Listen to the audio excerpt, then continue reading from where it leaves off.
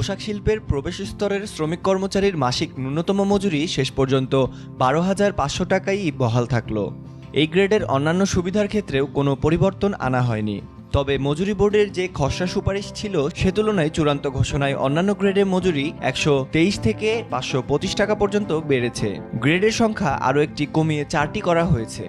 গতকাল রোববার নিম্নতম মজুরি বোর্ডের চূড়ান্ত বৈঠকে সরকার, মালিক ও শ্রমিক প্রতিনিধিদের সর্বসম্মত মতামতের ভিত্তিতে এসব সিদ্ধান্ত নেওয়া হয়। সচিবালয়ে শ্রম ও কর্মসংস্থান মন্ত্রণালয়ে অনুষ্ঠিত বৈঠক শেষে ব্রিফিংয়ে চূড়ান্ত মজুরি ঘোষণা করেন নিম্নতম মজুরি বোর্ডের চেয়ারম্যান লিয়াকত আলী মোল্লা।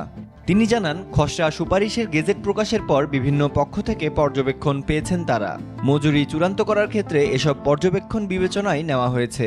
গত 11 নভেম্বর গেজেট প্রকাশের পর মোট 198টি পর্যবেক্ষণ এসেছে মজুরি বোর্ডে। এর মধ্যে মালিক পক্ষ থেকে 173টি এবং শ্রমিক সংগঠন ও নিরপেক্ষ প্রতিষ্ঠান থেকে 25টি পর্যবেক্ষণ এসেছে।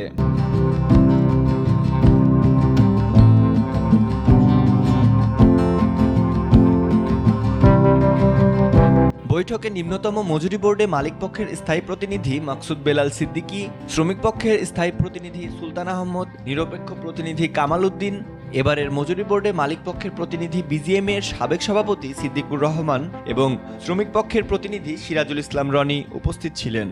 ব্রিফিংয়ে সিদ্দিকুর রহমান বলেন, শ্রমিকদের মূল দাবি ছিল গ্রেডের সংখ্যা কমিয়ে 4টি করা, তাই করেছেন তারা। প্রধানমন্ত্রী শেখ হাসিনার নির্দেশনার ভিত্তিতে বিভিন্ন গ্রেডে মজুরি বাড়ানো হয়েছে। তার দাবি, ঘোষিত মজুরি সর্বসম্মত। আন্তর্জাতিক শ্রমিক সংগঠন ইন্ডাস্ট্রিয়ালের বাংলাদেশ কাউন্সিল সহ শ্রমিক ফেডারেশনগুলোর সঙ্গে আলোচনার ভিত্তিতে মজুরি নির্ধারণ করা হয়েছে। শ্রমিকদের অন্যান্য সুবিধা প্রসঙ্গে সিদ্দিকুর রহমান বলেন, জাতীয় সংসদ নির্বাচনের পরপরই শ্রমিকদের রেশন সুবিধা চালুর চেষ্টা করবেন তারা। খাদ্যমন্ত্রীর সঙ্গে এ বিষয়ে তার কথা হয়েছে। মজুরির কারণে বাড়ি ভাড়া যাতে না বাড়ে সে ব্যাপারেও স্থানীয় প্রশাসন এবং সংসদ সদস্যদের সঙ্গে কথা হয়েছে বলে জানান তিনি।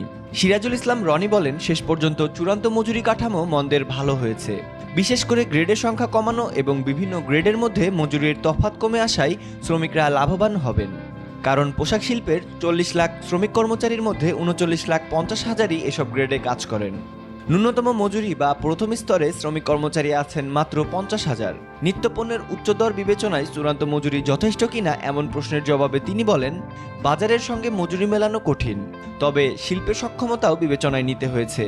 গ্রেড বিভাজনে দেখা যায় সর্বশেষ মজুরি কাঠামোয় গ্রেডের সংখ্যা ছিল 7টি। এবারের মজুরি বোর্ডের খসড়া সুপারিশে এ সংখ্যা 5টিতে নামিয়ে আনা হয়। মালিক এবং শ্রমিক পক্ষের সুবিধায় চূড়ান্ত ঘোষণায় তা আরও কমিয়ে 4টিতে আনা হয়েছে। এতে গ্রেড 3 এবং গ্রেড 4 একীভূত করা হয়েছে।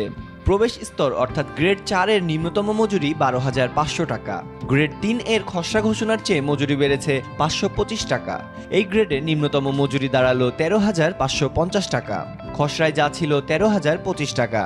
এই দুই গ্রেডের মজুরিতে পার্থক্য দাঁড়িয়েছে 1,050 টাকা। খসড়া ঘোষণায় গ্রেড 2টি শ্রমিকদের মজুরি পার্থক্য কম থাকায় তাদের মধ্যে অসন্তোষ ছিল। গ্রেড 2 এর খসড়া ঘোষণার চেয়ে মজুরি বেড়েছে 123 টাকা। মোট মজুরি দাঁড়িয়েছে 14,273 টাকা। খসড়ায় যা ছিল 14,150 টাকা। গ্রেড 1 এ খসড়া ঘোষণার চেয়ে মজুরি বেড়েছে 285 টাকা। মজুরি দাঁড়িয়েছে 15,035 টাকা। খসড়ায় যা ছিল 14,750 টাকা।